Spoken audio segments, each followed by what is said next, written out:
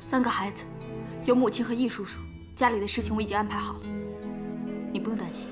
不行，我这个大将军不让，我看谁敢让你入营随军，想都不要想！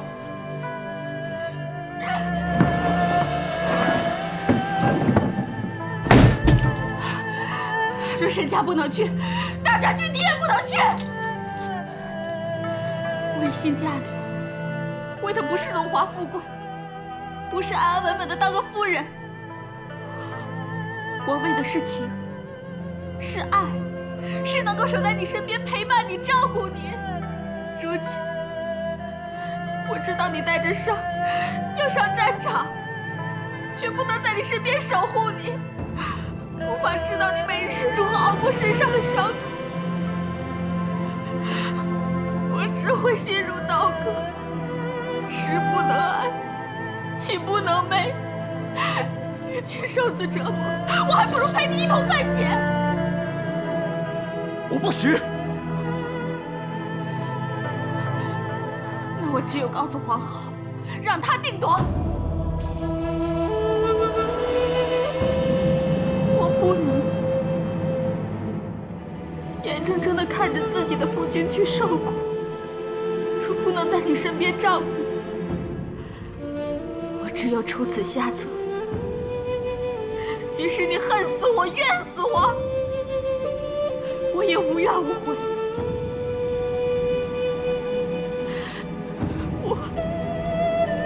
我就是不能失去夫君。不能失去你，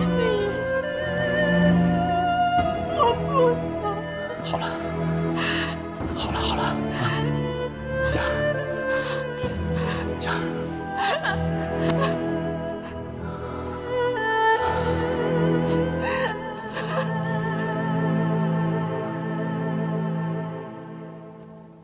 上次沈家做了这汤，谁尝过了都说好，所以我学着做了。来尝尝，看有没有沈家做的好。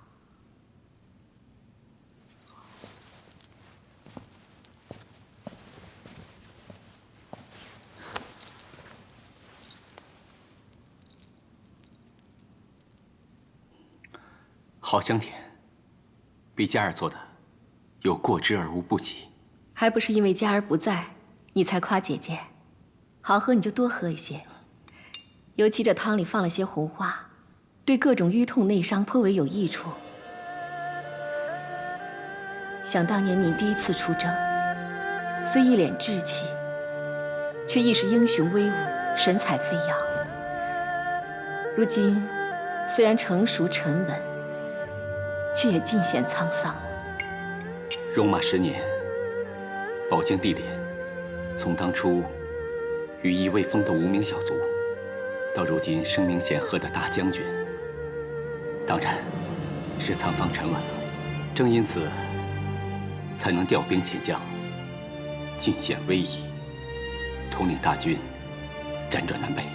这些年来，弟弟血拼沙场，旧患未好又添新伤，日月复加，不知会否埋下隐疾？姐姐，或许你心里有话，很想讲却讲不出来，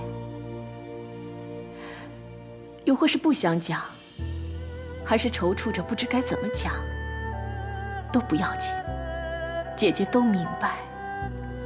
是佳儿告诉了姐姐。佳儿只是引起了我的疑惑。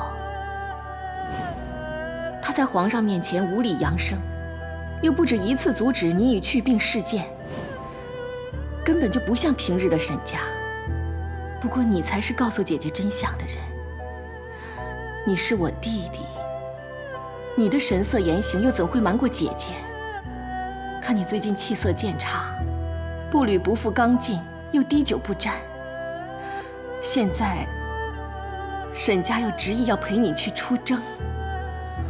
姐姐不必忧虑，我虽有旧患，但轻微不碍事。只因大战在即，一切需小心谨慎，所以不沾酒，不比剑，怕有所闪失，影响战事。佳儿太过紧张，才执意要随军出行，照料我而已。从你首次出征到如今终极一仗，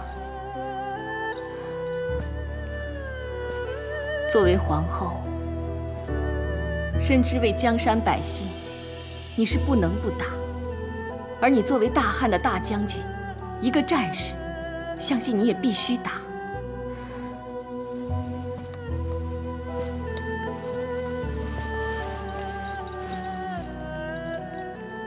但我更知道，你为国为民之外，也是为袁大哥扬名显祖的心愿，更为保姐姐这个皇后安稳无忧。姐姐，姐姐感激你的苦心，但姐姐也希望你知道，什么荣耀、功名、后位，对姐姐来说，都不如你安然无恙来的重要。我会记住姐姐今日所说的一字一句，记住姐姐的关心盼望，奋力而战，也会谨慎而行。姐姐就安心等着我扫平外患，边疆报捷，再次大胜而归吧。好，到天下臣民振衣鼓乐，喜迎工匠凯旋而归时，姐姐要见你，踏着刚劲如昔的步伐回到姐姐身边。弟弟定不负皇上和姐姐所托，决胜大漠，安然而归，建立太平盛世。好，姐姐会在你出征期间，为你绣一件长寿绣袍，佑弟弟如意平安，福泽安康，让你释驾归朝，卸去重担，好好享受你用这半生血汗打下来的太平盛世。好。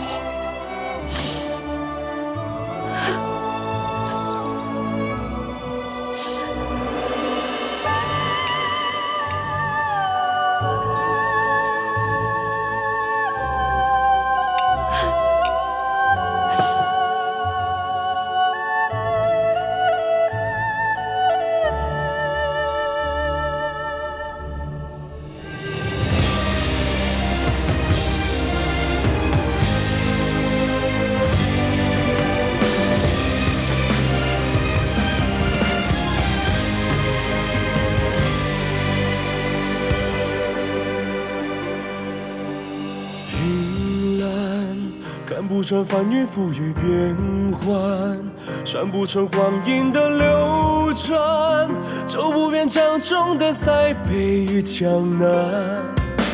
诗篇写不完千头万绪纠缠，数不尽百转千回循环，道不尽一生的荣耀与悲欢，有多少能永远？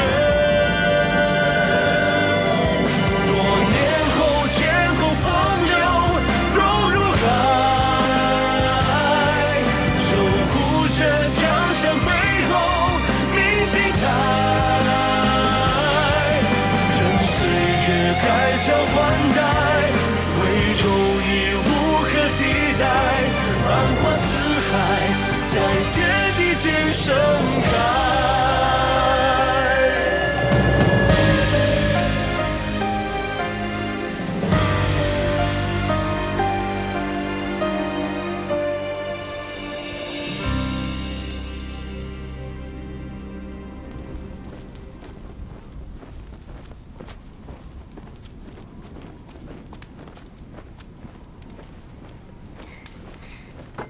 慢慢吃，这烧肉是我用蛮渣煮成的，可化瘀行血，有利于你的内伤。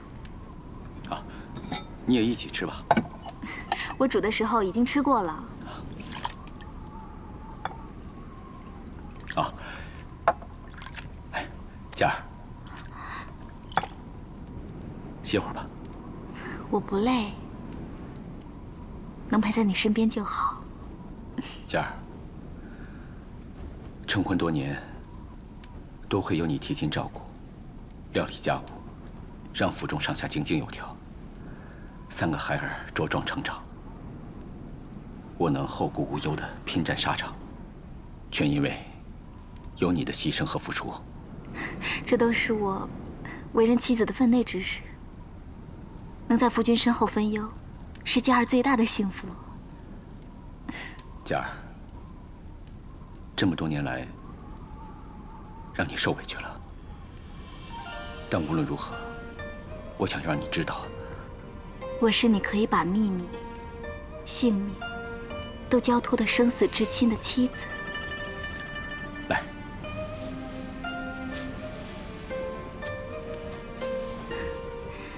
你说过的话，我都记得。我刚嫁你的时候，也没有想过，在你心里要占据一个位置。我当时只觉得，只要能够靠近你，就像不愿接近青天那样，我就很满足了。如今，我能够陪你共赴沙场，看着你调兵遣将的威仪，对我这株小草而言，何其有幸！佳儿，有你在我身边，是我此生最大的幸福。放心，此行虽然艰险，但是我一定会尽力保护你的。你保护好你自己就好。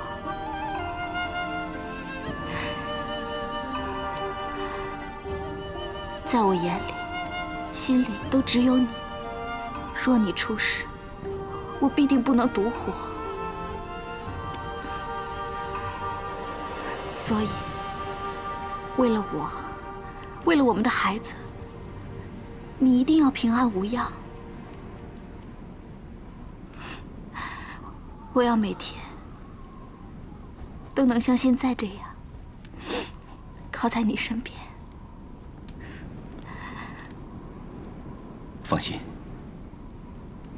我一定会撑下去，因为我心里有佳儿，你永远在我心里。即使在战场上杀敌，你都能陪伴着我。为了你，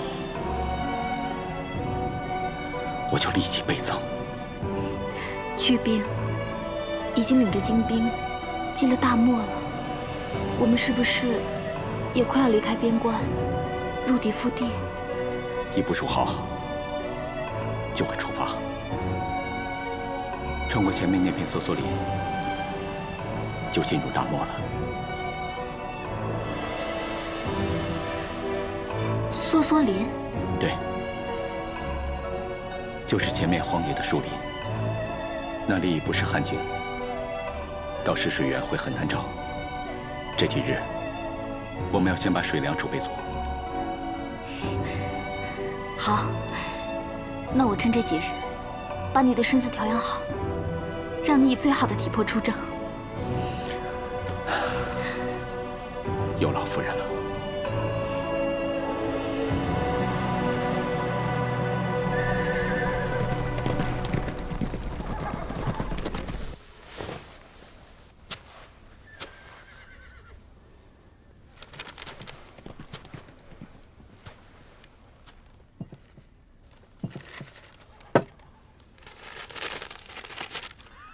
夫君，我趁你巡营时离开，求你见谅。昨夜你说附近有梭梭林，我开心的彻夜难眠。我听易叔叔说，梭梭林中有一种肉松茸，专治虚劳内伤。我问过义工了，原来各种郑家鸡块得这肉松茸极销，但中原还有此药。既然梭梭林就在眼前，那夫君的伤患也有灵药可治了。原谅我擅作主张，我知道你会担心我的安危，不会让我去，所以未事先告知。你说过，家草是出生的芦草，生生不息，经风吹雨打仍昂首不惧。我要为你做这样的一株家草，不用担心，我很快就回来。傻家儿，傻家儿！索索林附近外敌频繁出没，你若遇到他们怎么办？我怎么办？我可怎么帮你呀？出了什么事？大将军，收到塞外探子急报，敌军主力原来早已转移，并没有与冠军河的东路军交锋，而是向我方扑来。想不到军情会有这种失误，该死！陛下，请息怒。如今最重要的是，如何再调配大军。我们的精兵都集中于去病的军队中，卫青兵马数目远远逊于敌军，不能硬碰。陛下，臣以为，不如让卫青留守定襄郡，待去病的兵马抵达狼居胥山，乱了敌军部署，再一起出发，围攻赵信城。万万不可！若卫青留守，必坏了兵将士气，这是行军大忌。如今趁军将士气高昂，就该立刻出发，让卫青先行应战，拖延敌军。同时派人急告去病前去包抄，让敌军措手不及，才有胜算。陛下，精兵都不在卫青军中，怕是拖延不了几日就被外敌。不会，卫青骁勇善战，布阵如神，之前6次大胜，这次也断不会让朕失望。朕相信卫青的坚毅，也相信去病的机灵，他们会明白此仗的重要。只能进，不能守，更不能退。此仗只能进，不能守，更不能退。我们稍作调配，便开进大漠，与外敌决一死战。但为何突然改调我做右护卫，而派他公孙敖去做前锋？明明我李广才是皇上指定的前将军。李将军，我知你作战勇猛，经验极其丰富，但是此次大战我们要深入沙漠，长途跋涉，皇上也担心你年纪不轻，身体吃不消。是皇上担心，还是你有私心？天下人都知道公孙敖与你有救命之恩。李广，你可知你已犯下不敬之罪？我李家几代都是忠良，我儿子李敢还跟着你外甥霍去病出生入死。我们李家论军功，绝不在他人之下。他公孙敖若有什么功绩，也大可数出来。你派公孙敖做前锋，无非是要助他领功复爵罢了。李广，我以大将军之名，命你速速领兵，随时准备出发。这是军令。遵命。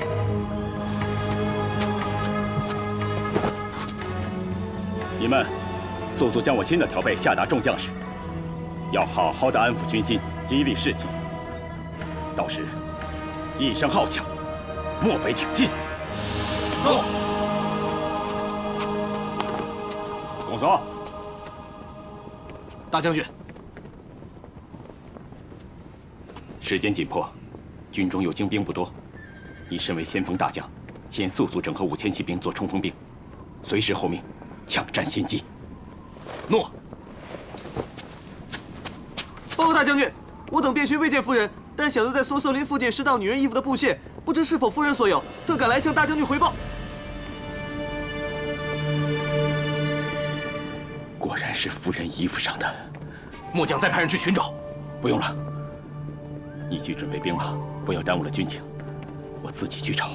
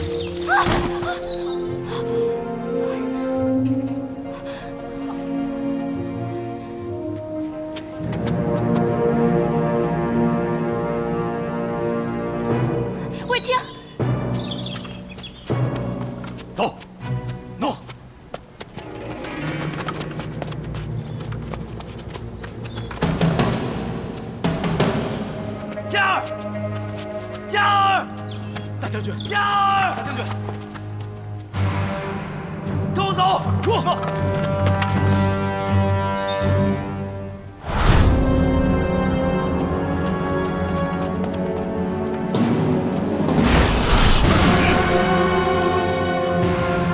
嘉儿，魏将军，这就是你的夫人。抓到个汉族女子，我已经很惊喜了，可万万没有想到，竟然是你魏大将军的夫人，真是天助我足啊！既然你知道他是谁，还不赶快放人？放了他可以，你赶快退兵，退回雁门关，交还肃方郡，否则你就等着为他收尸吧。夫君，魏大将军，不要为了一株小草而耽误了军情。住手！放人，你们也休想活命！哼，我们死，哪也有大将军的夫人陪葬。退不退兵？退不退兵？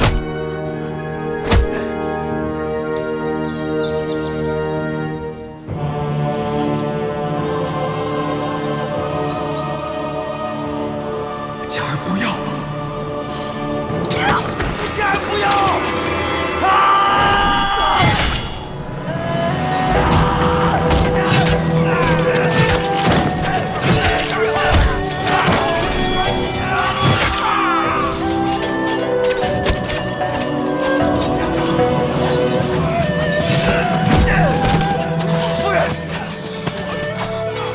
嘉儿，你真傻！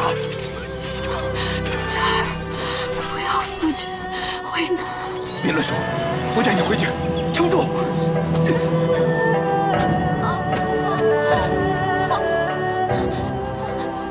我才来要可是你的内伤。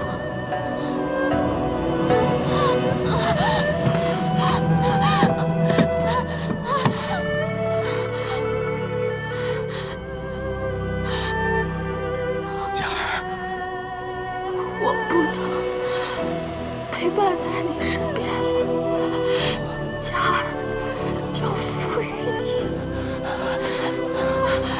嘉儿，嘉儿，嘉儿，不，嘉儿，嘉儿，不，嘉儿，不，嘉儿，嘉儿，嘉儿。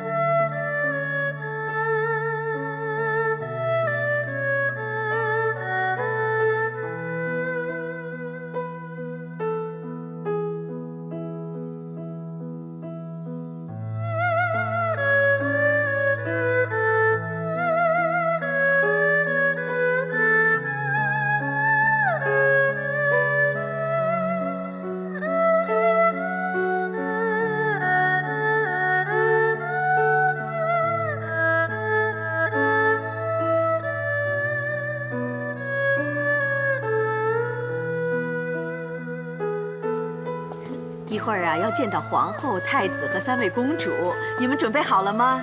准备好了，我们会给皇后背诵诗经，绝不捣蛋。哎，这就对了，要乖，要守礼。你们要知道，你们的父亲是大将军，母亲是大将军夫人，外祖母是我。要让别人觉得你们谦逊懂礼，有家教，知不知道？知道了。哎，那我们现在进去啊。走。皇后，我把3个孩子都带来了。皇后万福金安。免礼了，你们都乖。谢姑母夸奖。乖。我先带孩子们出去，我们到外面去玩，玩累了呢，有小点心吃，好不好啊？啊，来，跟我来啊！走。哎，这易老头今天是怎么了？不吭一声，看来他是有事情烦着呢。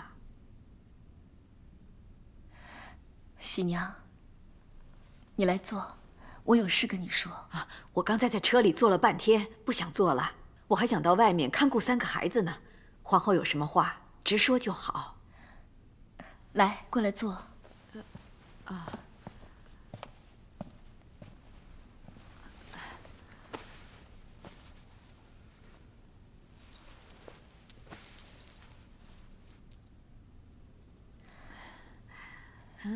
喜娘啊，佳儿她去了。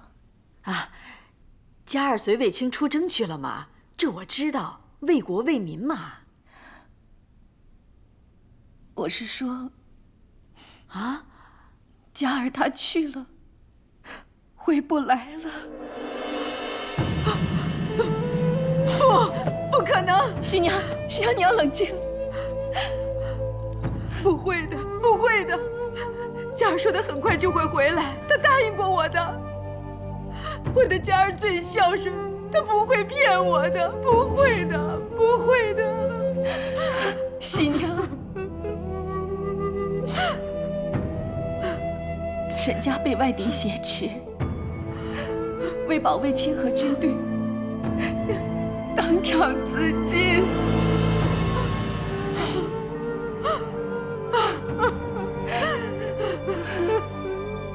苍天哪，为何如此狠心，竟让我女儿就这么走了，让她在那陌生的荒地做孤魂。喜娘，你为何狠心带走她？我活着还有什么意思啊？喜娘，你放心，皇上一定会派人把佳儿的遗体接回来，不会让她一个人，不会让她独留在异乡。喜娘，你听我说，你也不孤单，你还有卫青，还有我，还有3个孩子呢，你不会孤独的。可怜佳儿的孩子们还这么小就失去母亲，连最后一面也见不到。苍天哪，你为何不拿走我的性命，却要我女儿的命啊？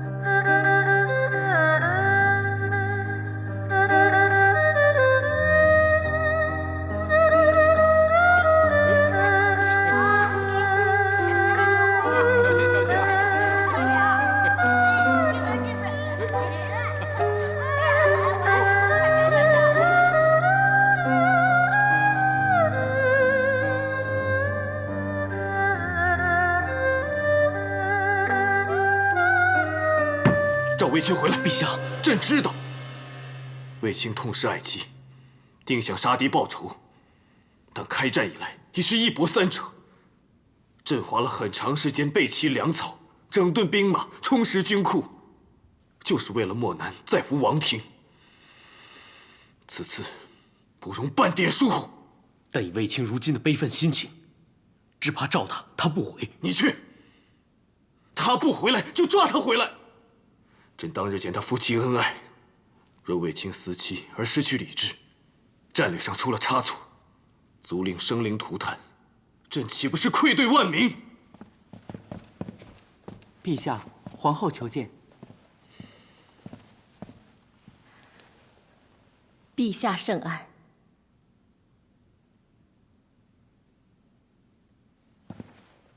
子父，你痛失亲人，一定很难过。你怎么不好好休息呢？陛下，子父知道不该干涉朝政之事，但此次关乎臣妾弟弟，敢问陛下，准备如何处理前线战事？卫青虽然6战6胜，但这次朕要召他回来，改以去病统领全军。因为此战，臣妾明白。正因弟弟情深，亲睹爱妻惨死，悲怆之间或失理智，留在军中，恐生巨祸。但召其回来，却也怕难成其事。只是，若卫青能够摒去忧伤，冷静领军，陛下可会改变初衷？他是朕的干城大将，他若能胜任，朕自然不想撤换他。但当前局势严峻，又关乎他的至亲之情，恐怕不能如你我所愿。卫青不单是陛下的干城大将，也是臣妾的弟弟。臣妾与陛下一样，都希望能转危为安。此事可否交给臣妾处理？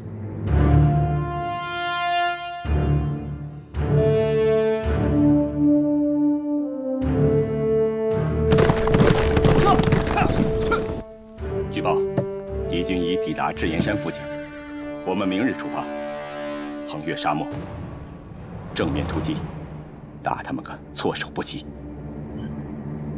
公孙敖，在。你与我共领先锋部队，直奔敌军主力。诺。李广、赵世基，在。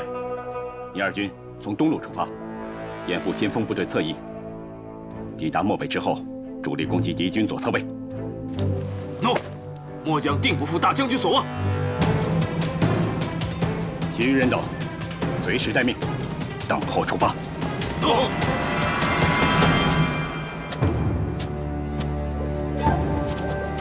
大兄弟，还好你来了。大将军他……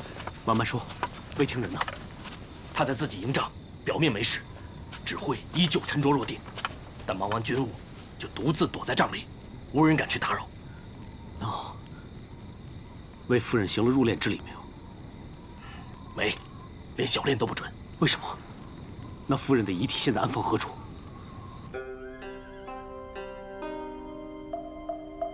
谢谢你采的肉松茸，真的有用。这2日，我气息畅顺，精神多了。你平日嘱咐我要多吃的东西，我也都记得。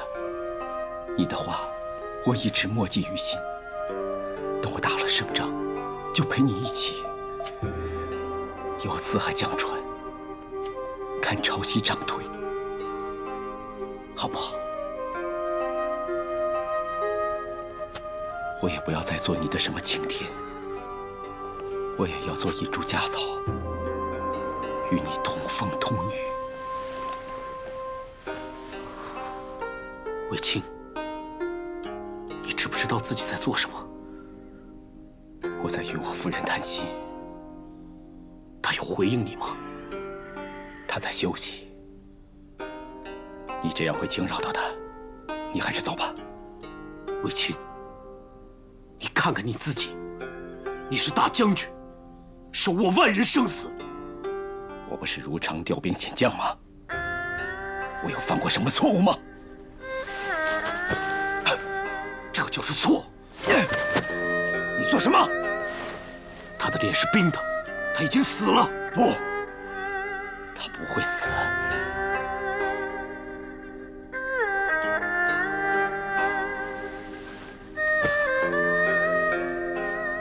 他答应过我，会一直陪着我。他担心我的身子，才随军出征，为了替我采药，才冒险出营。要冒险打仗的人是我，要吃过黄沙的人也应该是我。他怎么会死呢？大哥明白。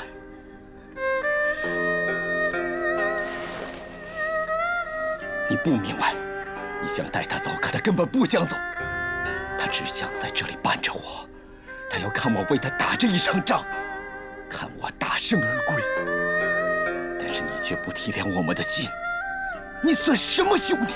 我不是你兄弟，那外面的将士们是不是你兄弟？他们表面上军心饱满，但事实呢？他们有多心痛，你知道吗？你不听我的没关系，但你敬重的姐姐的话，你不会不听。这上面不但有她的字迹，还有她的泪迹，每字每句都重如千斤，难如登天。我不要看。好，我念给你听。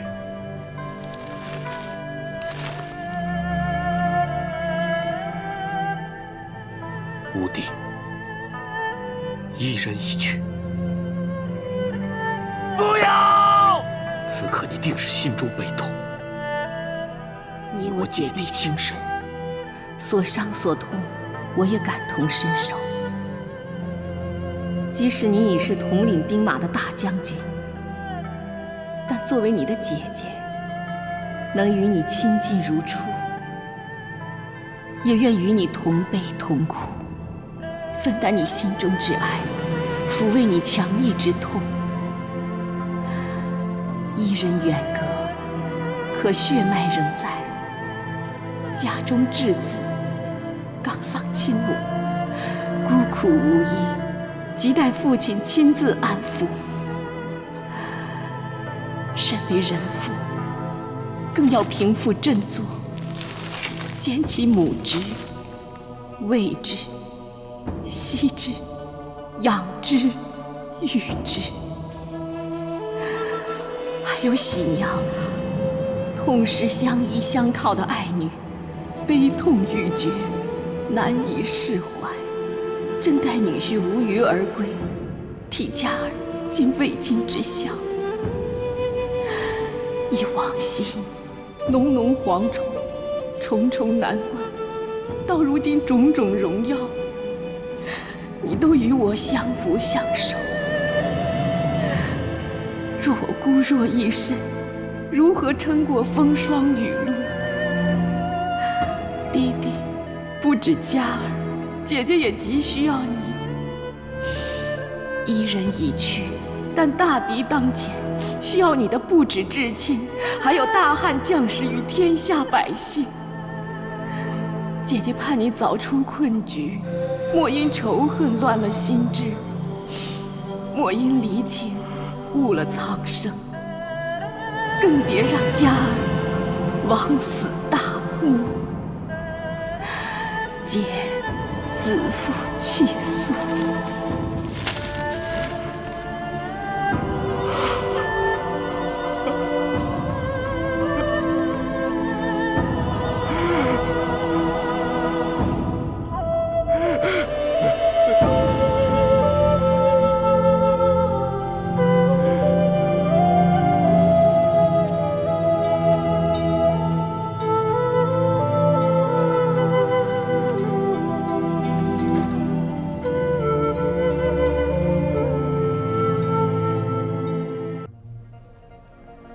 弟弟，不止佳儿，姐姐也急需要你。一人已去，但大敌当前，需要你的不止至亲，还有大汉将士与天下百姓。姐姐盼你早出困局，莫因仇恨乱了心智。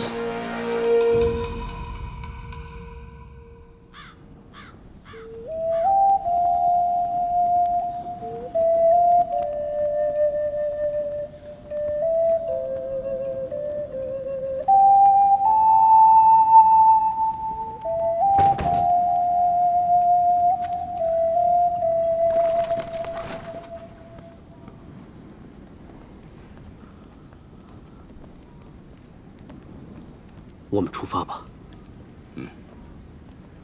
是该出发了。不过是大哥带嘉儿先走，我留下。你可想清楚了？有姐姐的信任，大哥提点，难道我还会执迷吗？我已经想清楚了。我身为军中主帅，对全军将士皆有责任，不能再让他们忧心。但此战不能言败，你身负丧妻之痛，只怕你病体难治，有所闪失。我既受皇命，言犹在耳，因此绝不无功而返。请段大哥回去，带走皇上。魏京必不辱命。皇上若知你振作而起，定感宽慰。也请段大哥转告我外姑，魏京当视若亲母，一生尽孝，遗嘱我3子，等父归来，待他们策马扬鞭，驰骋郊野。还有我姐姐，告诉她，嘉儿为我而亡，我必不会让她枉死。为亡妻，为爱姐，为情，定会保命立功，让她为我准备好长寿绣，等我平安归来。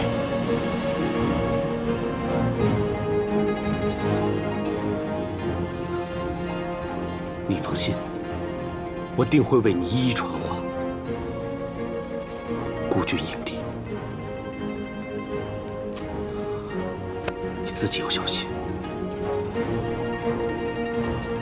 大哥带走我心中牵挂，我还有何虑？有何惧？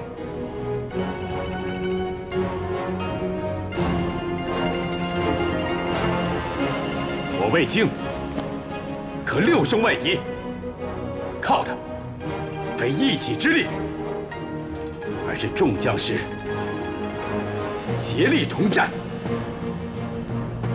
只要有他们在，我定可踏平祁连山。长安，再相见！好，好，好！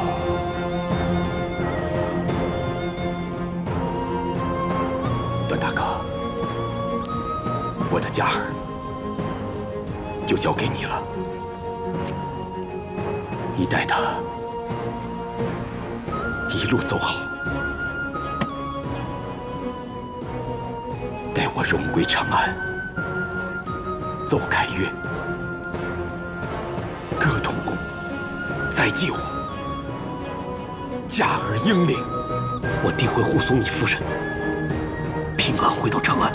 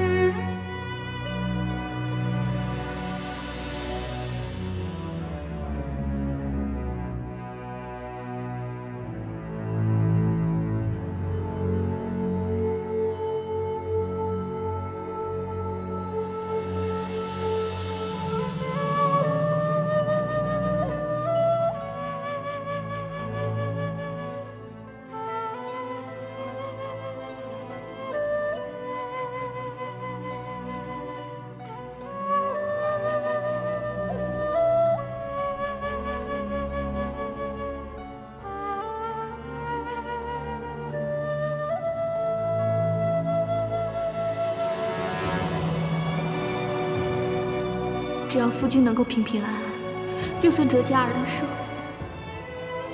我也愿意。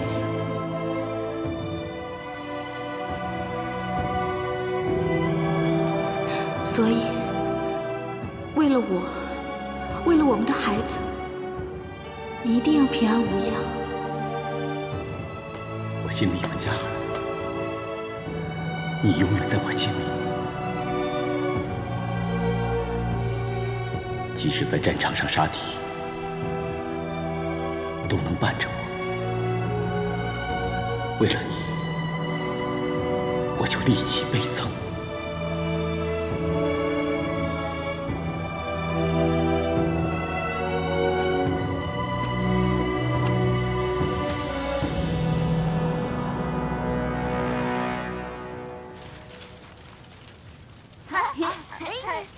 给我，好高啊！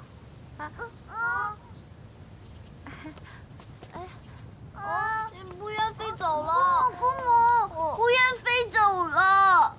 姑母，你说过，只要我们把不愿牵在手中，母亲就与我们同在。现在它飞走了，那母亲是不是不要我们了？母亲是不是不要我们了？母亲不是不要你们了，她只是飞得高了，去了另一个地方，看着你们，保护你们。一只小小的不愿，可以在青天的怀抱里翱翔，已是福气满盈。我满足了。对于我来说，青天只要肯让我接近，已经是天赐良缘。我一定会努力，让青天绵报我的真心，任我倚天飞翔，生死相依。我想，我一定会幸福的。子父，你祝福我吧。母亲自己一个人飞上天，会不会不开心啊？母亲只要能看到你们健康快乐，她也一定会很开心。你们开心吗？开心。你们开心，母亲就开心。你说会努力让青天明白你的真心，任你倚天飞翔，生死相依。你已经如愿了，应该无憾了。陛下圣安。免礼了。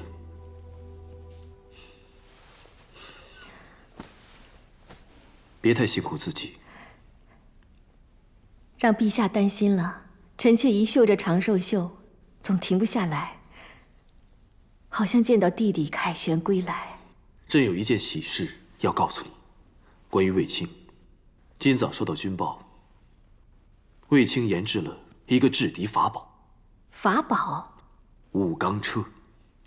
此车既能抵挡敌人利器，又可藏弓箭手于车内，随时攻击。更有车环，能将多车相扣，形成铜墙铁壁。臣妾不懂这些，不过看陛下开心，想必定可制敌显威。不错。臣妾虽不懂军事，但是陛下皱了好几日的眉心，中见舒展，相信此车必能成为我军制胜的法宝。朕本担心卫青以寡敌众，以弱对强，但有此车，定叫敌人阵脚大乱，进退失据。能让陛下安心就好。有你在，朕怎会不安心呢？朕还没有好好谢谢你的信，还以为你这个姐姐只能平复她的心情，想不到你竟可令她迅速振作，克敌制胜。只因弟弟有颗存忠孝、念亲情的心，才能再站起来。以信劝之，是以外力；以袖代之，透之内情。正是你这份不为自己，只为他人的情理兼备，才能动之人心，动之天地，为朕带来这么多的惊喜。臣妾本只是一个小小歌女，如今成为天下之母，弟弟一有幸为陛下征伐四海，是陛下给了臣妾那么多从未奢望过的惊喜才是。子父，朕的贤妻，朕有你，何其幸也！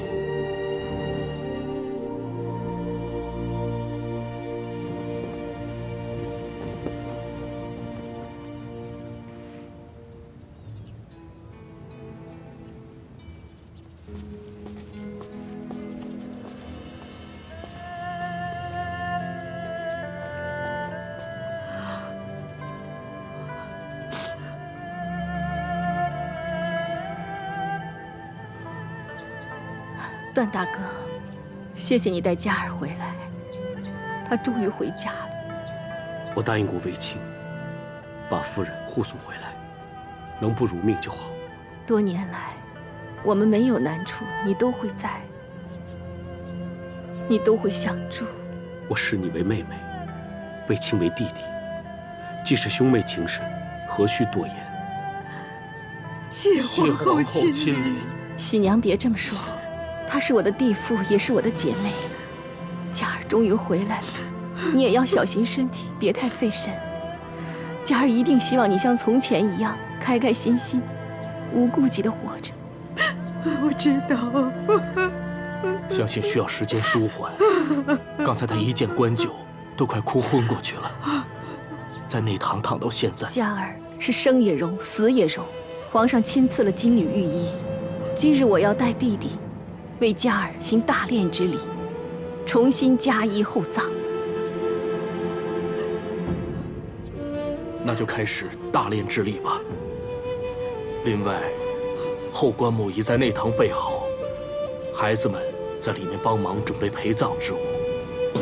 张大人留步啊！张大人，张大人。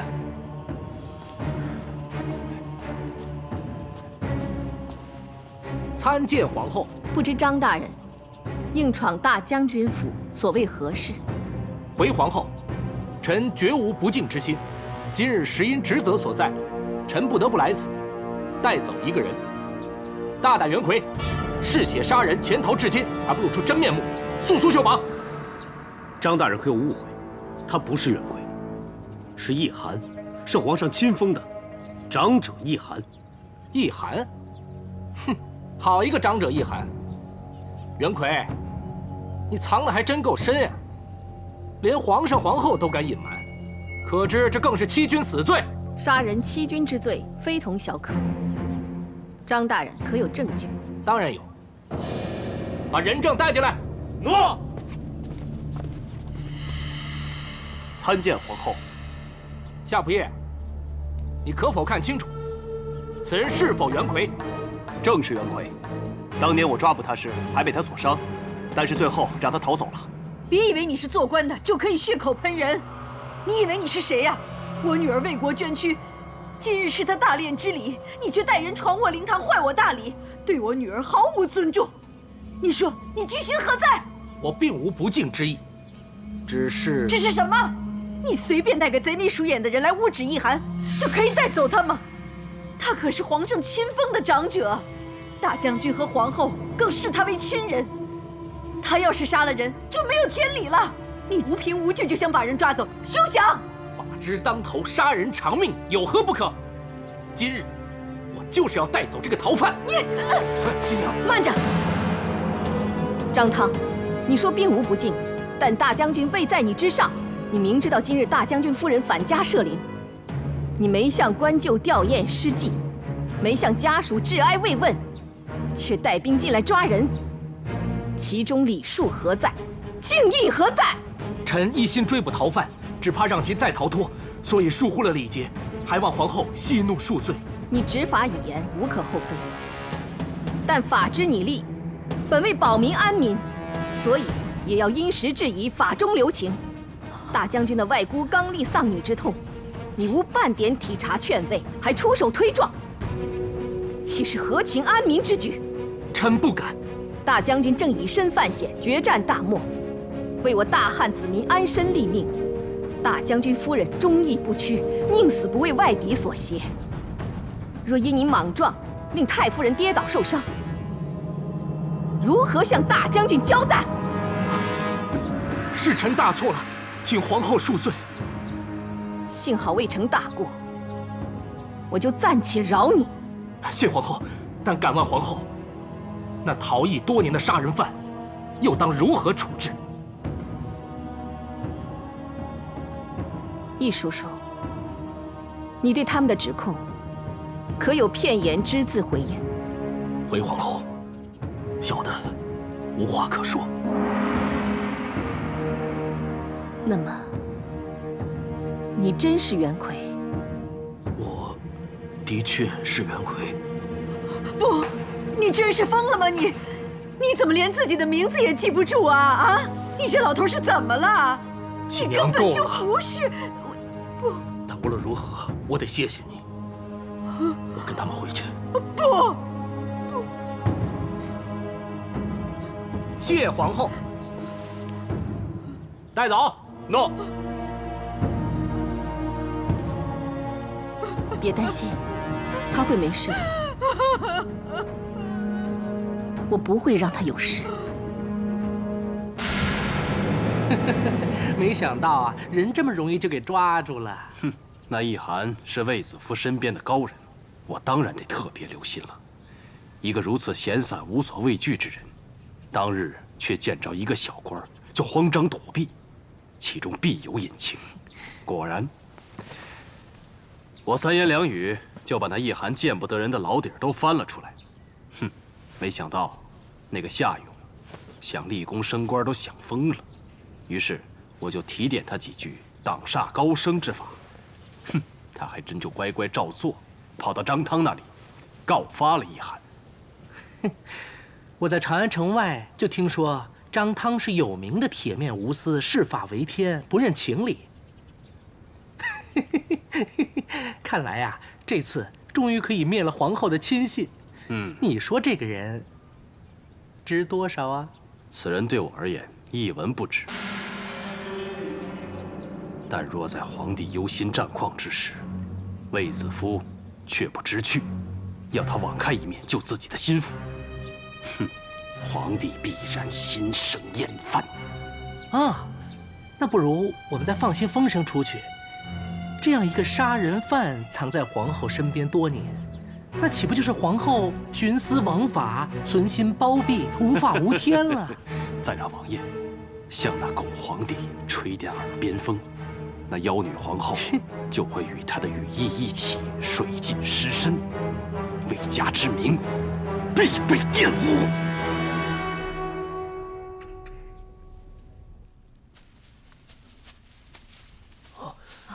易叔叔免礼。谢谢你们来看我。张汤可有严刑逼供？我本是罪人，甘心伏法。张汤根本无需严刑逼供。易大叔怎么可能是罪人呢？你一路以来为我们出谋划策，助我们一次又一次躲过险恶，还加在善之余奔走各地，只为济世安民，这岂会是歹毒杀人之凶徒所为？我不管你有何过往，我只信我认识的易叔叔绝不会是个罪人。你们可记得我对皇上曾经说起过我的过去？记得。易大叔与师兄斗法，虽大胜师兄，却连累恩师受怨，被师兄害死。恩师却是因我狂妄斗法，连累而死。但是当日我并未向皇上说出全部的真相，只因我师兄怪怨恩师将学识只传我一人，愤而将师父杀死。我悲愤交加，亦悔疚不已，要将师兄拉去见官。但师兄反目，更将杀师之罪陷害于我。我这手臂上的疤痕，就是与他争执打斗时留下的。我受伤之后，师兄却未停手，反而招招想置我于死地。我只得奋力反击，但错手杀死师兄。这只是自卫自救，即使落在廷尉手里，也非大罪。师父的一班同门将我提刀而出，且刀上沾血，就一意说是我残害师父，谋杀同门师兄。我根本就是百口莫辩，只有逃走。如今张汤查审，你有如实相告吗？人已死，事情已过去太久，仅凭我一人说辞，不足为惧。况且我逃避追捕，误伤官兵，夏勇就是实证。唉，算了。回想起来，我确实是罪有应得呀。后来我才知道，师兄死后留下孤儿寡母，无人照料，四处漂泊，最后饥饿而死。归根究底，这一切只因我狂妄斗法而起。恩师授业之时，早就要我收敛，不外露。若不是我轻狂，恩师不会死，师兄不会死，更不会发生饿殍在野之事。所以易叔叔一直对孤寡弱小特别关照。其实这些年来，你一直在赎罪，受你救助的人数以千百计。易叔叔，你也该安心了，不用再自责。能安吗？每当我看到这疤痕，就好像听到了师兄的怒喊声，想到他的妻儿孤苦伶仃，颠沛流离。我的本名叫袁奎，因我罪孽深重，后来改名叫易寒，以求以后不再轻易发怒，逞一时之快。所谓罪孽，都是一时一分，不甘于恩师被杀，且自救于被人威胁，实非大罪。而至于孩童惨被饿死，又怎能归罪于你呢？你不是我，难明我心中之痛啊！我苟且多年，算是苍天恩惠，给我救孤助贫的机会，也算是弥补了一点过错。如今前世被戒，因而伏法，也算是解脱了。易叔叔，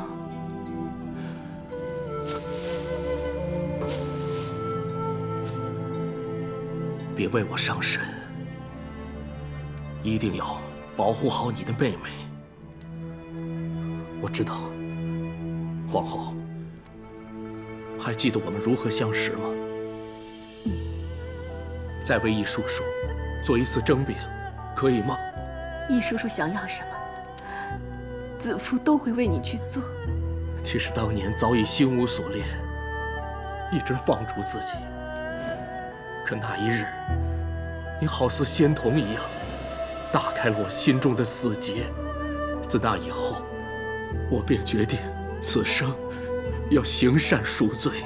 易叔叔心本善良，有无子夫，都会一生立德乐善。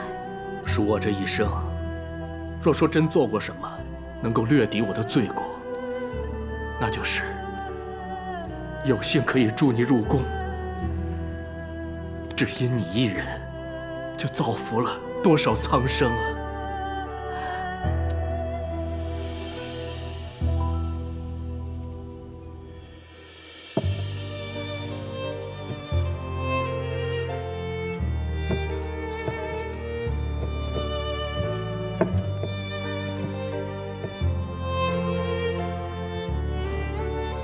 当年要是没有易叔叔吐出枣斧，让沈家滑倒，我散发相扶，我怎么能够被皇上宠幸？如果没有易叔叔送我挂饰，子夫今日早已离宫。自从小时候遇到易叔叔，易叔叔送我不争、不显、不露这6个字，让子夫一生受用。子夫就当易叔叔是上天派来帮助我的贵人。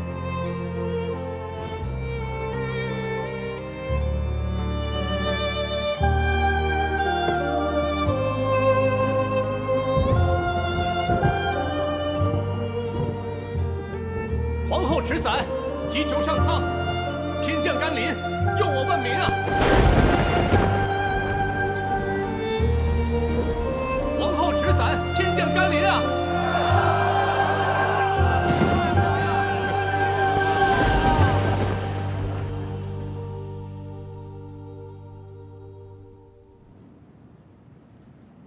陛下，逃犯易寒已经被捉拿归案，且已承认杀人之罪，论罪当斩。陛下，易寒防卫时错手杀人，治他死罪，甚是不妥。陛下，为自保而错手杀人，只是一寒一面之词，不知真假。漠北一事非同小可，李广经为一时会合，无故失踪。朕早就叮嘱卫青，此人不可再重用。朕正烦忧前线，你是位御史大夫，理当理清缘由，知道真假再来，否则别来烦朕。请陛下万勿烦心。参见皇后。起来吧。谢皇后。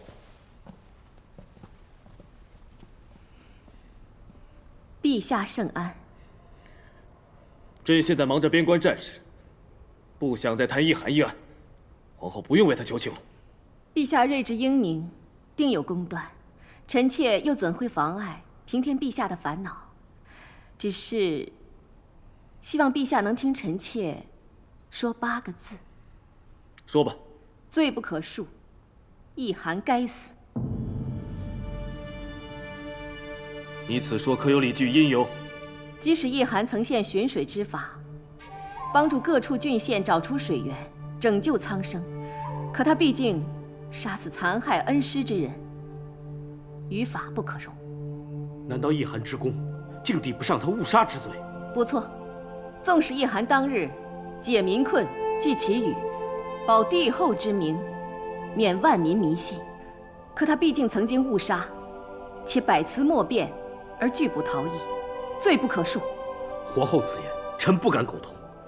一寒赠千金于旱灾孩童，持在善之余，为陛下广撒君恩。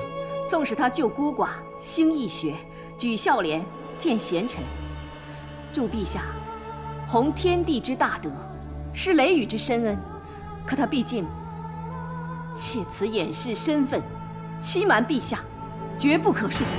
皇后想说的是，纵使一寒误杀逃亡7镇，可他披荆解困，千金救孤，举贤育才，渐渐勋劳，立下千古奇功吧。陛下，而这一切皆是出自赎罪之心。陛下，人谁无过？一寒不但知罪悔过，且功在民生，却有功而不自居，只以救助孤寡为己任，这是善莫大焉。臣求陛下饶一寒一命。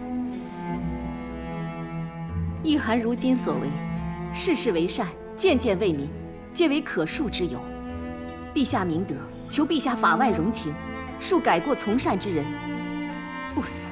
陛下，请听臣张汤一言。若所言只是依法治罪，那就免了。难道朕不知道各种道理吗？陛下，前线有急报上奏。说。大将军胜了，骠骑将军大胜，在漠北把敌人打得溃不成军。好，朕就知道他们不会让朕失望。卫青大胜，国之大幸，大汉之幸啊！都是天之所佑，是陛下仁德感天。待他们凯旋，朕要重重赏有功之人。陛下，一寒一直视大将军为子侄，不单以睿智提点引导，又以食疗养其身体。家儿死后，又悉心照顾大将军府上下，让他驰骋沙场无后顾之忧。此一胜战，一寒亦有功。这么说来，大将军府的婢女家丁都有一份功了。皇子犯法都与草民同罪，一寒虽有功，但人命关天，加上欺君之死罪，绝不可徇私。功罪不可混而谈之，以罪论之。杀人本该偿命，欺君更是不可容。不过，朕得四海，因承天命。此次汉军大胜，乃天佑我大汉，助我将士。为报天恩，佑我汉室，朕要推恩天下。御史大夫张汤，臣在。为朕传诏：汉军大胜，普天同庆。凡犯罪者，家有孤寡的，赦；误杀误伤的，赦；自卫杀人的，赦；案件超过15载，情由难考的，赦；心有悔意的，赦；曾助病苦的，赦。你可记清楚，臣季清楚，一切遵陛下之命。臣妾谢陛下。谢陛下。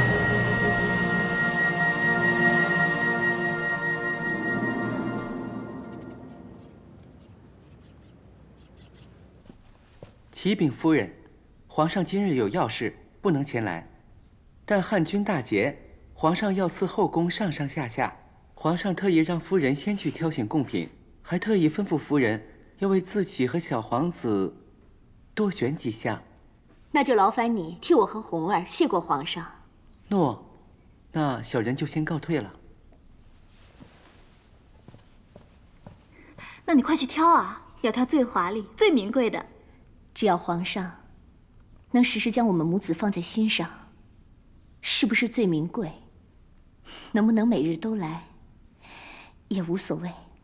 你可不能就此懈怠，皇上要日日来才好。你一定要抓住皇上的心，你和红儿才有好日子过。哎，这袁叔还是没有按约来见面，要抓住皇上，要有他的妙计呀。这几次约定，他一次都没有来。罢了罢了，他自称是高人，却次次失败，定是无颜再见咱们了。可是没了他，我们怎么办呀？有我呀。学人家打仗领功，或许不能，可是争宠嘛，姐姐我还是自有妙计的。那姐姐要多教我几招，让红儿能抓住皇上的心，也让妹妹我可以抓住皇上。说真的，我们这么走了，宫里那2个女人怎么办呀？那狗皇帝承天之佑，为家得势，天时地利人和3者不得，天不利我，即使留着这无用之族，也于事无补啊。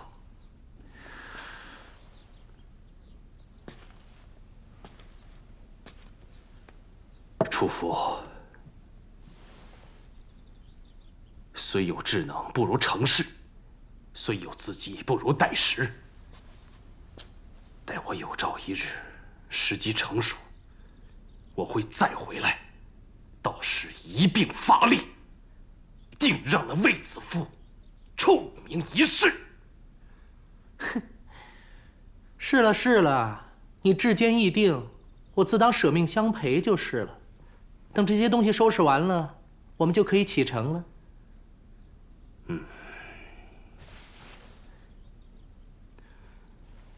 放进箧子中。哟，这什么好东西啊？我可从来没见过。哎，别碰，这是我送给你师姐的物品。哦，你是怕触景伤情，一直都不敢拿出来看，是吗？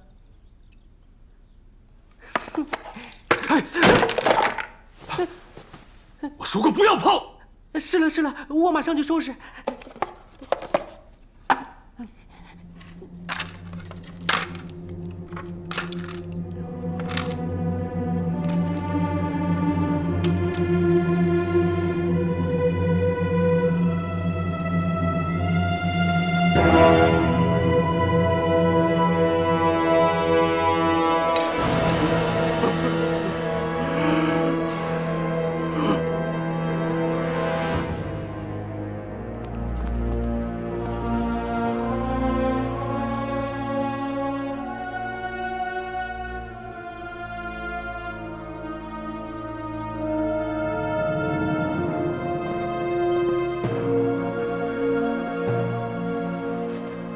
参见陛下，皇后，你们终于回来了。臣与去病，终于不负圣恩，为大汉取胜而归。回来就好。姨母，我与舅父履行承诺，毫发无损的平安归来了。此一，你2人率师攻将，涉水而破，善于章曲，及左贤王、扶屯头王、韩王及将军、都尉、相国等83人，歼灭对方将士7万多，致使外敌北遁远走。大将军卫青、骠骑将军霍去病听封。臣在。臣在。朕封你二人为大司马，俸禄相同，从此共同为我大汉开疆拓土，除敌解患。谢陛下洪恩。臣必将竭心尽力，一定誓死杀敌。起来吧。两位大司马，真为大汉之双臂，如今普天下臣服于朕，战马将歇，外患不在，这万世之功，朕必镌刻于石屏上，再书你二人之名，万世称颂。谢陛下圣恩。卫青，朕的封赏还不能解你心中郁结吗？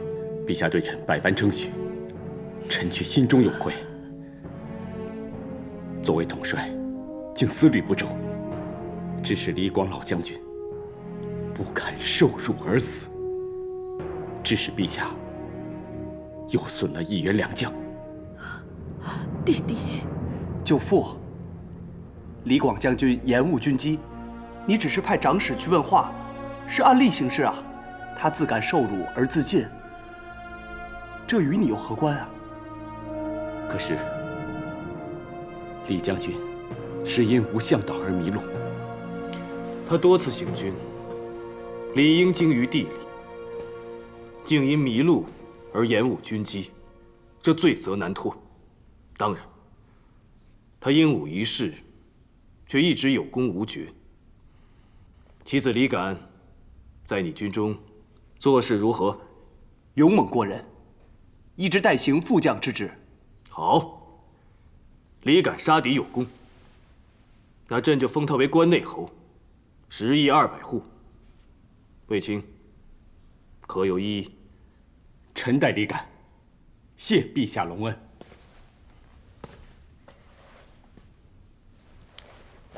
进入这传德殿，便是一家人，不必拘束礼仪。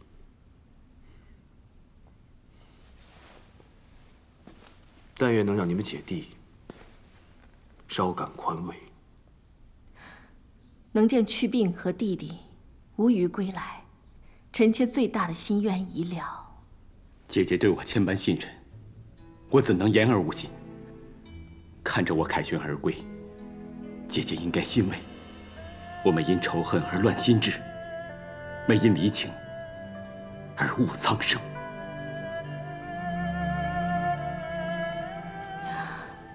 我一介女辈，最在乎的不是这盔甲上洒了多少外敌的鲜血，而是他为我弟弟挡下了多少刀光剑影。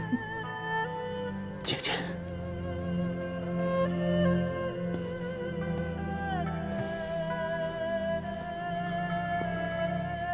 这巧手日夜劳作，为你绣出了这满载祝福的长寿绣。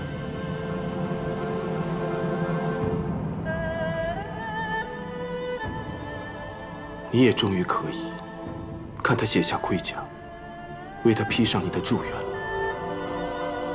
可佳儿却看不到了。若无他，我早已不知身在何处。得他所佑，我卫青才有今天的功绩。佳儿生前幸福，死时英烈，身后荣耀。而弟弟如今平安归来，他如此一生，已是无憾了。沈家在天之灵，见你功勋盖世，定感欣慰。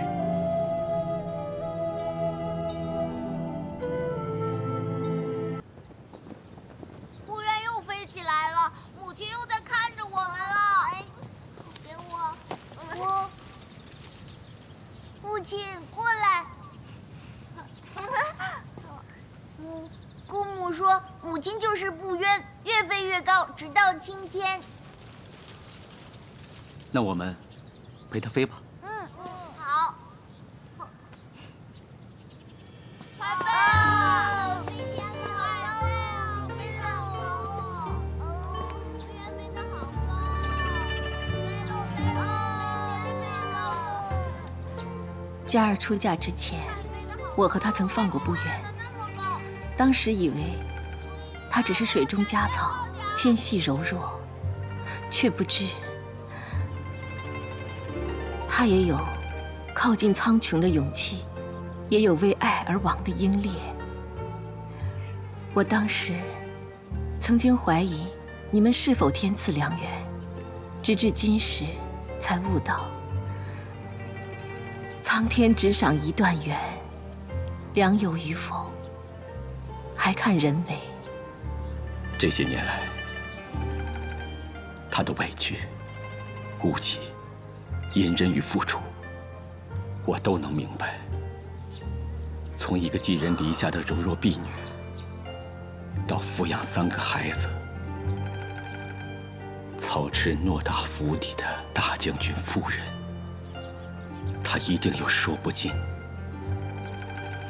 道不完的烦忧。可无论何时，他对我总是以笑脸相迎。他比我们想象的要坚强的太多了。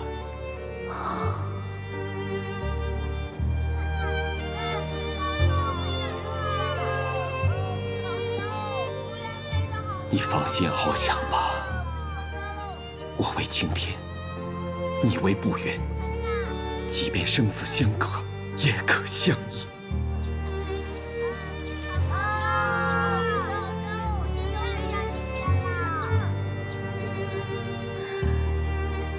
佳儿，这就是你的夫君，活在你身边，也活在你心里的夫君。你如一棵水草出生于世，离世时，却在这驰骋沙场的夫君心里，留下了一片苍翠绿洲。佳儿看到卫青和孩子们都振作起来，一定很安慰。他看到你，也能忘记忧愁，喜乐如故，就会更安心了。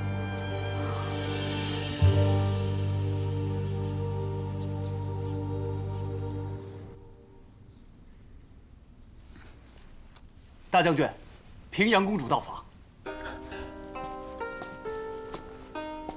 参见公主。我特意来贺大司马7战7胜，再次荣归。谢公主关怀，卫青不过承蒙圣恩，尽职尽责罢了。我府中来了些苏合香，记得沈家在平阳侯府的时候很喜欢这种熏香，所以特地带来了一些，算是尽一点心意。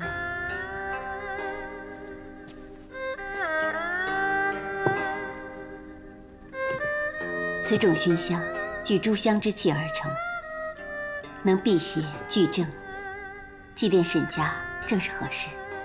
我记得佳儿一向喜欢将沉香添于苏合香之中，更像甘醇之味。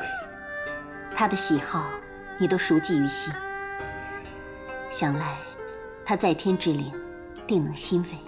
这一家阁就是为了佳儿而设，一切自然要按他的喜好。我每每来此，都觉得他还在世。思这一意，你应该节哀顺变。家华矣，虽是杂草，可一落根，便蓬勃而生，繁华一片。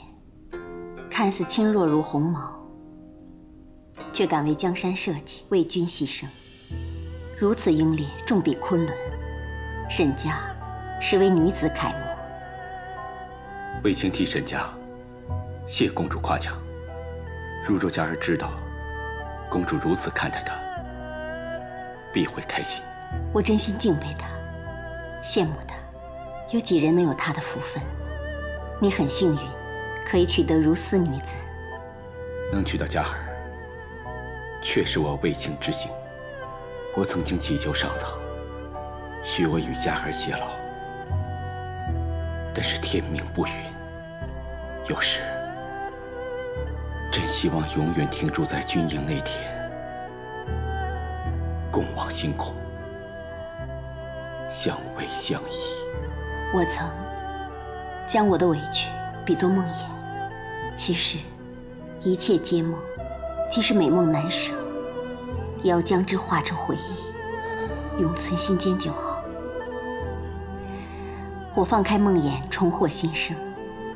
但愿你也能放下美梦。公主说的一点不错，梦醒天明，便是昼日一时。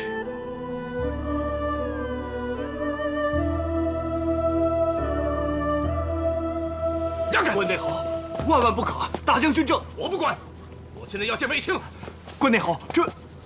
关内侯，前来大将军府所为何事？我是为我父亲而来。若不是你，先父怎会免去先锋，调离阵前，转做护军？若不是你，先父怎会迷路途中，未能如期会师？若不是你，先父怎会觉愧对李家先祖，愧对军中将士，自刎而去？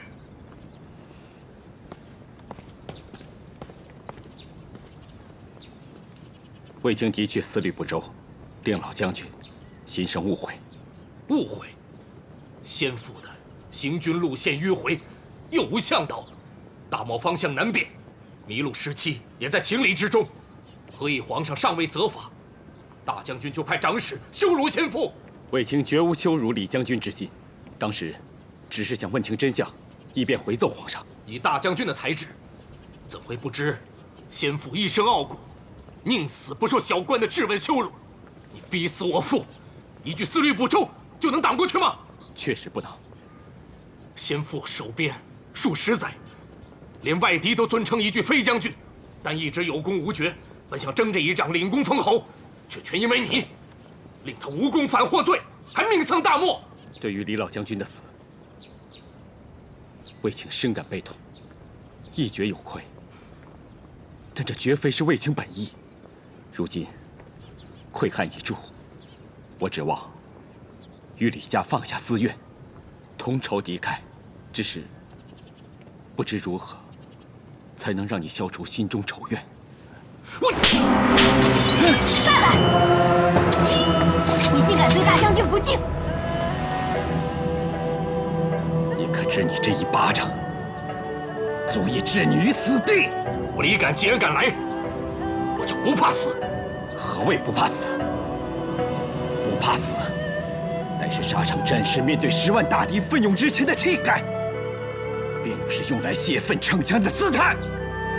一在以下犯上，我一再容忍。一是敬重你的父亲一生戎马，为国尽忠；二是念及你心怀丧父之痛，莽撞言行一切皆源于孝道，并不是本大将军怕你。你随父从军多时，该知以下犯上藐视军纪，罪当如何？论罪当斩。若伤及统领天下兵马的大司马大将军，更是悖逆不忠，图谋作乱，不只要斩，还要灭族。李老将军自刎，为的正是不辱门楣荣誉。你身为李家后人，竟为一时义气，陷自己于无礼无纪、不忠不孝之恶名。老将军若在世，当作何感想？正如公主所言，你论罪或当灭族，你该如何对得起李家上下？不过，我谅你丧父之痛，此事不再追究，到此为止。你年少气盛，为颜面不肯言谢。大司马大将军气量大，容得下你。不过，你既已封官内侯，又是李广老将军唯一在世的儿子，应该修德养性，当个不往你父所教、不往皇上所封的君侯，在沙场驰骋征战，保我大汉子民，显你李氏威名。若他日再凭血气逞威风，大将军能轻饶你，皇上也绝不会饶恕你。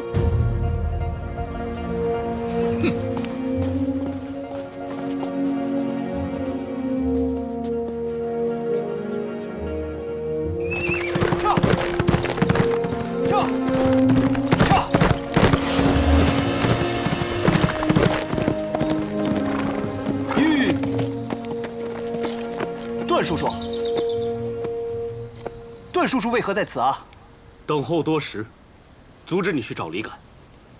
如此说来，段叔叔是知道我舅父被辱之事了？知道。那还拦我？我今日要让李敢知道，什么叫做官序贵贱。不要以为羞辱了百官之上的大将军，还可以安然无恙。拦你的不是我，是皇后之命。什么？是姨母？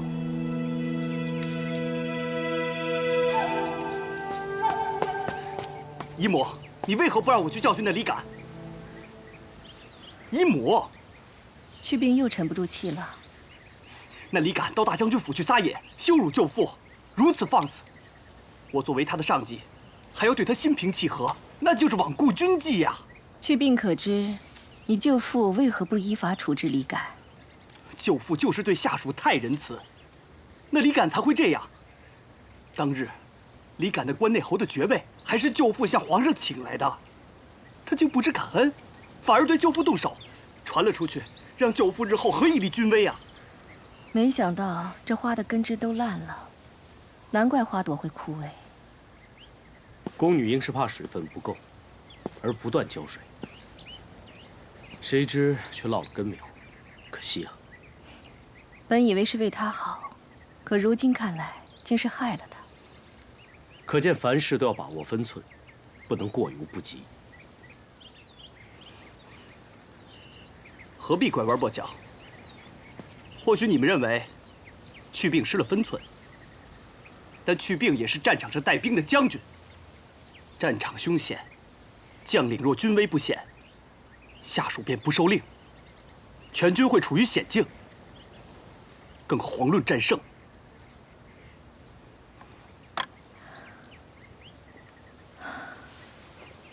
去病说得对，但你所为到底是想相助舅父，还是想让你舅父失信于将士，军威荡存？你舅父既然已经答应，概不追究，又有平阳公主作证，你现在再去找李敢算账，岂不是让你舅父言而无信？这大将军出尔反尔，何以立军威？难道就这样算了？大将军说了，到此为止，就服从命令。我只是怕那些将士恃着舅父的仁德而生骄。不过，舅父既然金口已开，我也不能不尊重。且一如姨母所说，如果再这样追究下去，怕让舅父为难，还是算了吧。你说算了就好，但是不要不甘心。你舅父感念李敢丧父，不是纵容，只是体恤。身为统领，有勇有谋固然是胜敌关键，但是勇谋无力，甚至权势地位，总有衰落。只有仁德的力量会日积月累，令下属生死相随的奋战，也让皇上与臣民信任维护。我明白了，姨母就别再教训我了。那好，姨母这次就饶了你。多亏段大哥帮忙接他过来，不然去病可能又要闯祸了。是去病懂得看通全局，愿意放下仇怨。段大哥，不如留下来与我们一同用膳，我让人再备些好酒好菜。哎，好，这个主意好。我今天就跟段叔叔来个不醉不归，以泄我心中愤恨。那段叔叔就只有奉陪到底了。那我叫人去把大嫂也接过来。她不是定时会进宫给段大哥送东西吗？今天应该在吧？是啊，段叔叔常忙公事，少有回府，反而住在宫里卫所颇多。让叔母这么来回奔波，待会儿你可要好好陪陪叔母啊。应该的。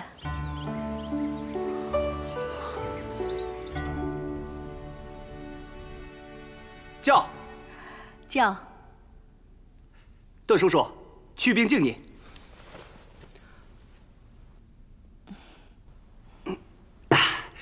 果然是好酒。素闻大嫂煮的一手好菜，今日有幸一尝，果然是甘汁肥浓。谢皇后夸赞，皇后亲下膳房，就连蒸饼都亲自做，帝姬真心佩服。还不是我这外甥最爱吃我做的蒸饼吗？姨母，别这么说，这不是也有段叔叔喜欢吃的烧龟粒吗？对了，土勋已经修好了，就放在卫所。辛苦了。土勋怎么了？之前不慎跌地，裂了条小缝。我见夫君用了多年，十分爱惜，想来是别有意义，选了几个工匠把它给修补好了。段大哥是惜物之人，土勋又是他常用之乐器，定是珍而重之。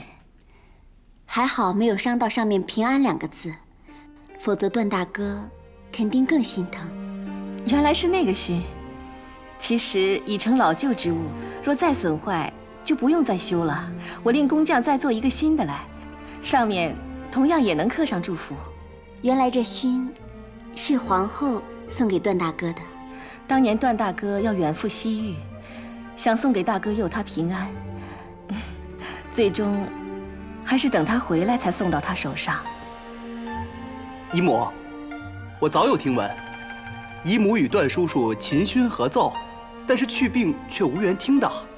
不知今日可否有幸能听二位给我们合奏一曲啊？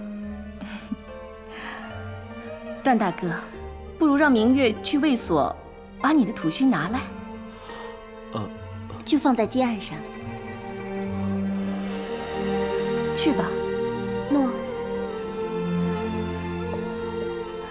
只是这古琴，我已许久不曾碰过，或会生疏。久闻大嫂是淮南一绝，倒不如让你们夫妻2人合奏一曲更好。哎，也好也好，让我这个武夫沾着雅兴也行啊。其实我还没有试过与夫君合奏呢。叔母，你们夫妻日夜相随，怎么可能没有合奏过啊？一定是叔母当着我们这些人不好意思演奏罢了。去病，怎可取笑长辈？还是子夫献酌吧。好，转了一圈啊，还是你与姨母合奏。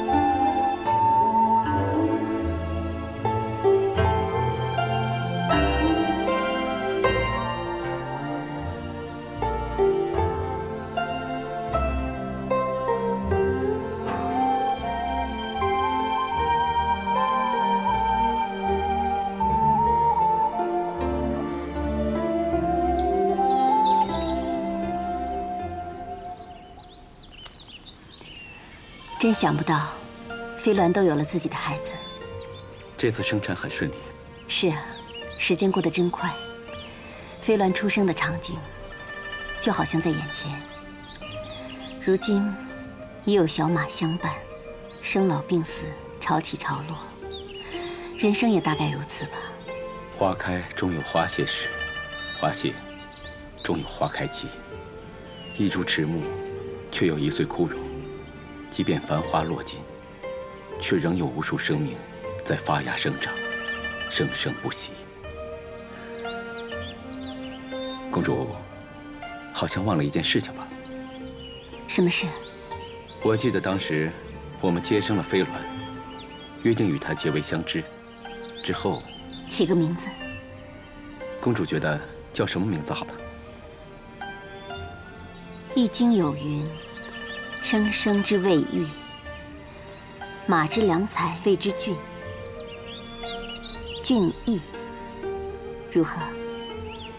逸，广以大矣。生命之广，在于不息；生命之大，贵在日新。希望俊逸继承他父亲的品性，温顺矫健，又胜于他父亲，驰骋于更大更远的领域。生生不息，代代承传。也希望我们的儿女也一生健康，比我们活得更好。我3个儿子，如今越来越懂事孝顺，每日看着他们成长，真是让人心安。香儿也很孝顺，如今她是我最大的依靠。其实还要多谢你，当日让我见到飞鸾出生，我才体会到做母亲的滋味，我才决定将香儿抚养长大。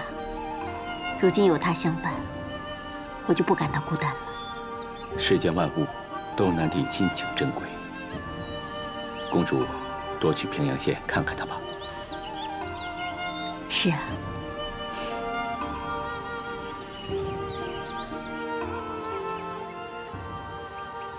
上次让姐姐替我办的事，可别忘了。嗯。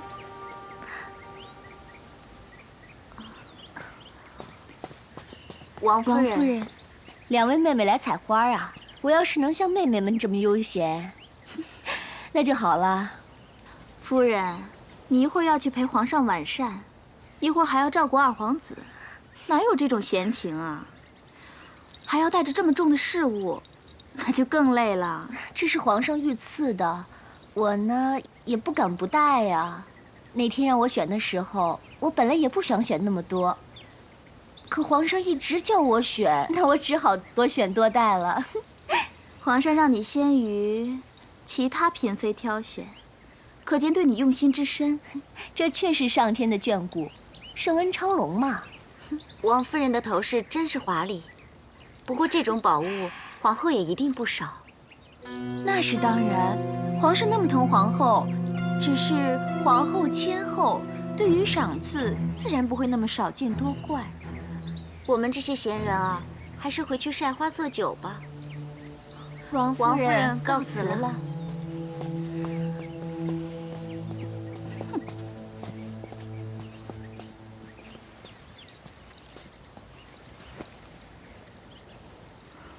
妹妹，不要紧。识变是谦，自古有之。皇后现在有再宝贵的东西，也只怕没有心情玩赏。 姐姐是说，魏大将军被李广老将军的儿子打了1巴掌的事。最奇怪的是，皇上若是这么宠爱皇后，怎么连他的家人受了这般羞辱，竟没治那人的罪，为魏大将军讨个公道呢？姐姐的意思是，皇后失宠了？不是说识变是谦，自古有之吗？朝中的这种波谲云诡。 也看得出后宫的起跌兴替呢。皇后是善良仁慈，但也不免会被亲人连累吧？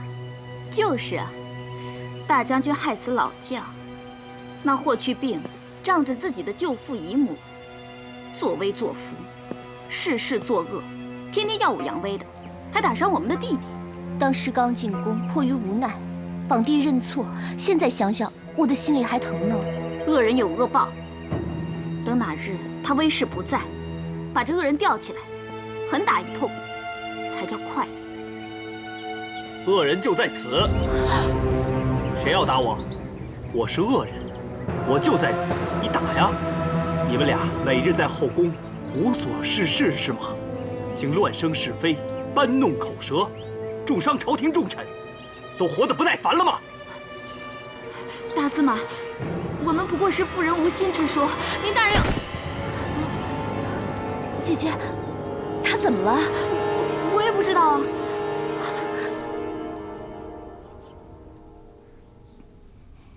去病，去病，你醒了。陛下，躺下，躺下。太医令，快来，大司马醒了。参见陛下。免礼，免礼。 怎么又突然晕倒了？我没事，就是老毛病犯了。启禀陛下，大司马因寒血外侵，一时脉寒缩拳，导致胸壁晕倒。如今脉象已经顺通，再服几副汤药，就无大碍了。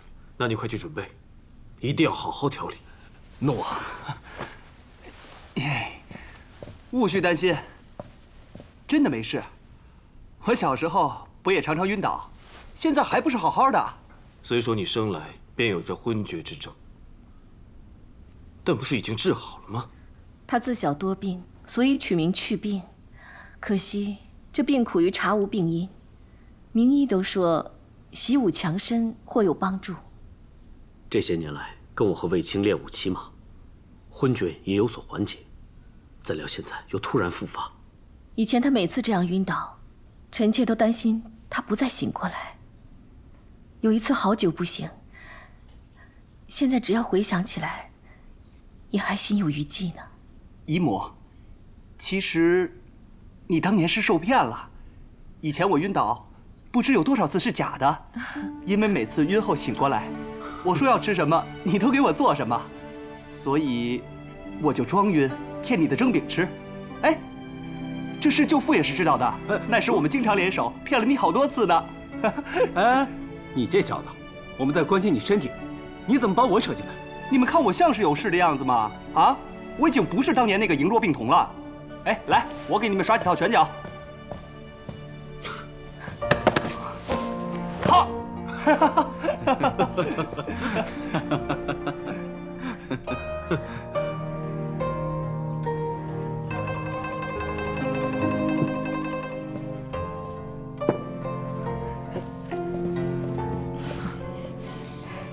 以后要吃蒸饼就跟姨母说，不用像以前一样装晕倒吓唬大家。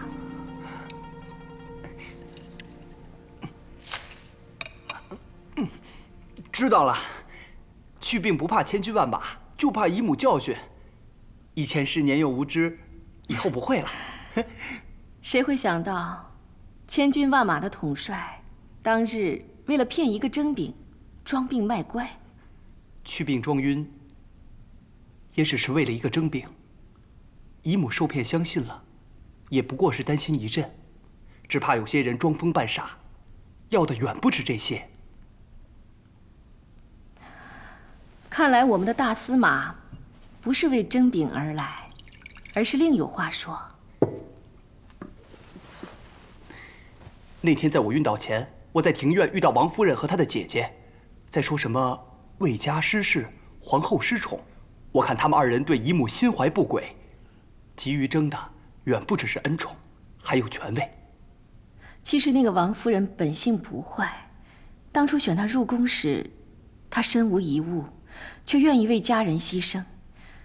如今看她对皇上、对儿子，也都是真心爱护。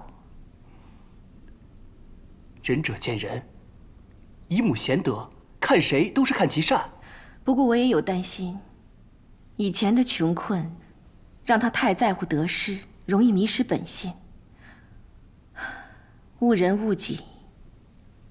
尤其是她的个性容易听人教唆。原来这一切，姨母早就了然于心了。当日红儿与巨儿独处时无端受伤，我总觉得事有蹊跷。或许也是有人从中作梗吧。我会再仔细查一查，也会找机会与王夫人谈一谈，好好引导她。希望她能保持本性。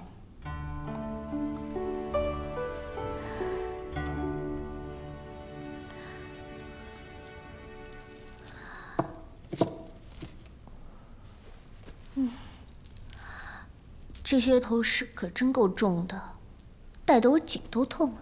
刚才在贾美人的店中，把她和瑶姬气得涨红了脸，还是值得。那倒是，当然要让大家看看皇上给我的赏赐。自从霍去病晕倒后，也很少见他进宫了。那个霍去病，看似壮硕，说晕就晕了，说不定哪天说死就死了。现在，皇后她出宫去祭祀皇太后了，这连每日的请安都不用，日子过得可真是又舒心又自在。依我看呢，魏家的强势必定走向衰弱，不然霍家的人怎么会说病就病呢？看来皇上很快连皇后都不宠了，皇后才要出宫祭拜，求先祖必有皇上留在他身边。皇上不宠皇后了，不就只宠爱你了？那就太好了，姐姐，只要能独得皇上的宠爱，那我也就安心了。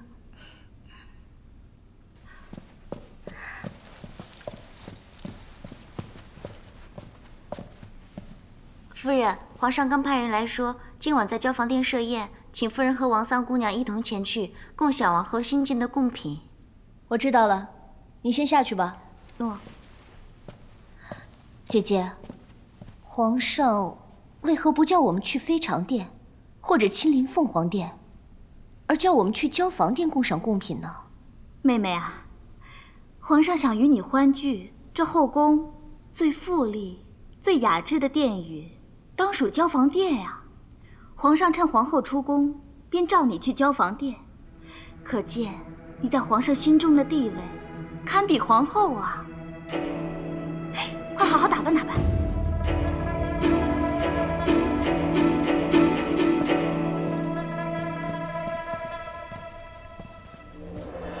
参见王夫人，皇上有急事需要处理，请二位先在交房殿稍歇片刻，享用上贡珍果。皇上2个时辰后就移驾前来。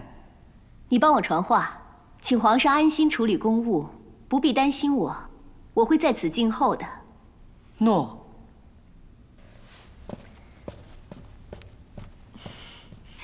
在这交房殿中静候着，真是惬意呀。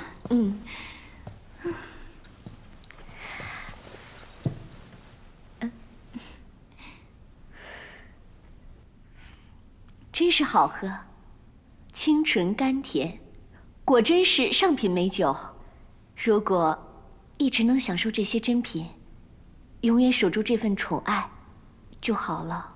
妹妹有这么一个可爱的小皇子，必能永守宠爱。你看，你我在这交房殿内，你不俨如这宫殿的主人吗？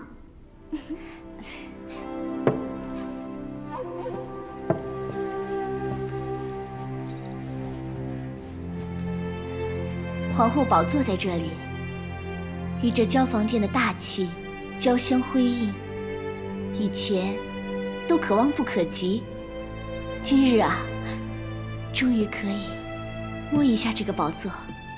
原来宝座如此别致气派，不知坐上去又是如何呢？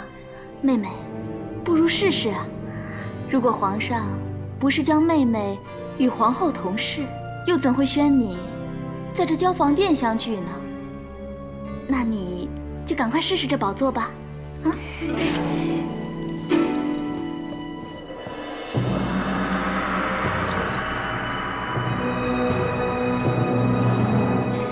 说不定不久之后啊，这后座就是你的。现在也只是试一下。皇后金安，民女特前来向皇后问安。姐姐，我仿佛看见这殿下的妃嫔婢仆都在向我俯首膜拜呢。民女参见皇后。平身吧，王桑，你照顾皇太子刘弘有功，本皇后要封你为公主，10亿万户。谢皇后恩赐。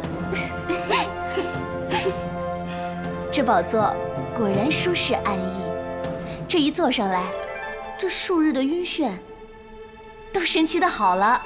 是吗？有这么舒服吗？姐姐，要不要来试一试？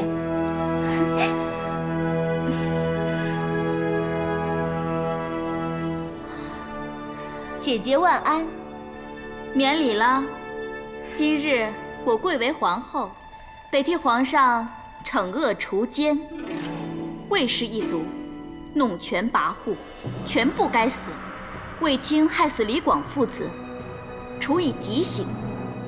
那霍去病嚣张可恶，哼，先重打50杖，然后把他当众刨落。大胆！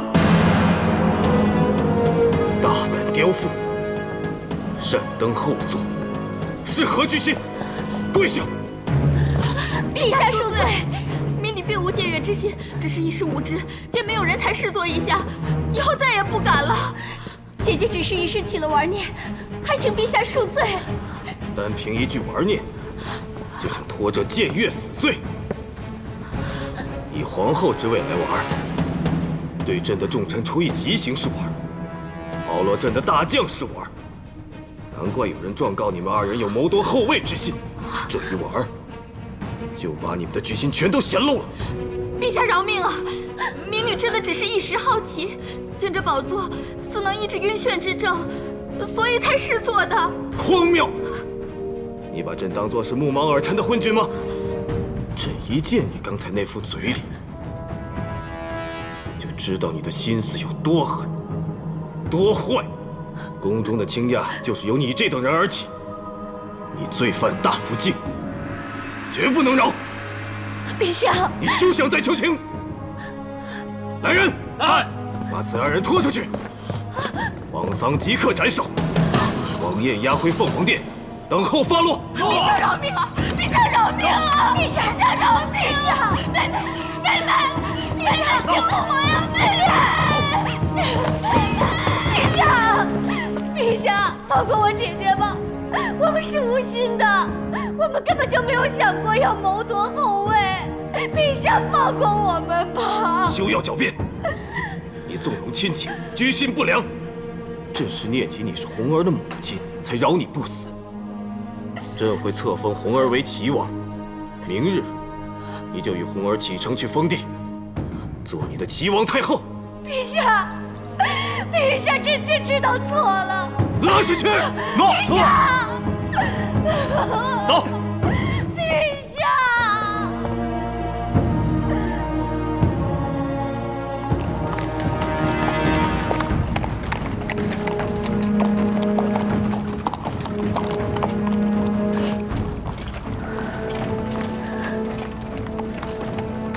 红儿，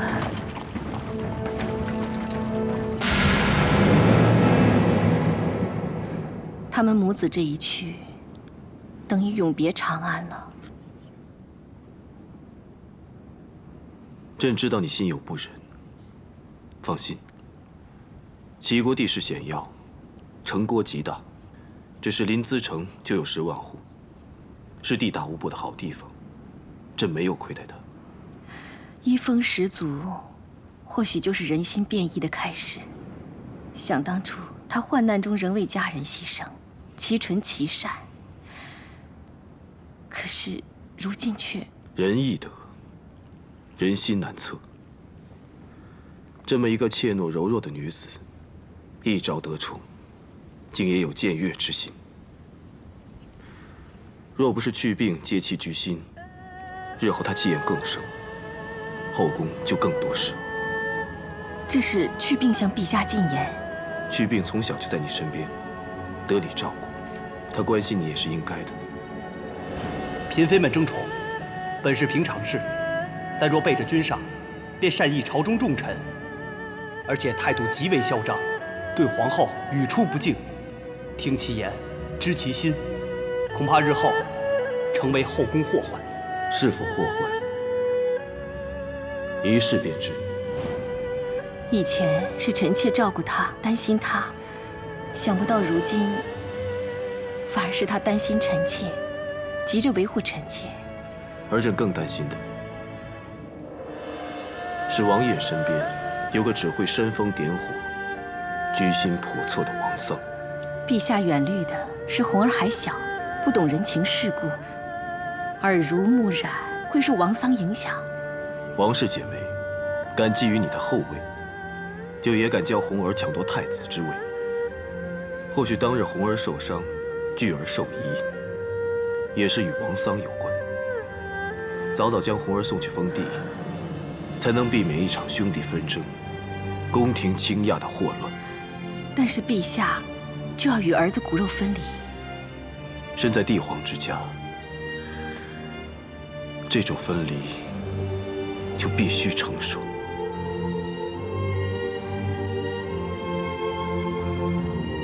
多谢陛下，一直处处为臣妾和巨儿着想。朕身边可信之人越来越少，朕只想好好珍惜你这份真心。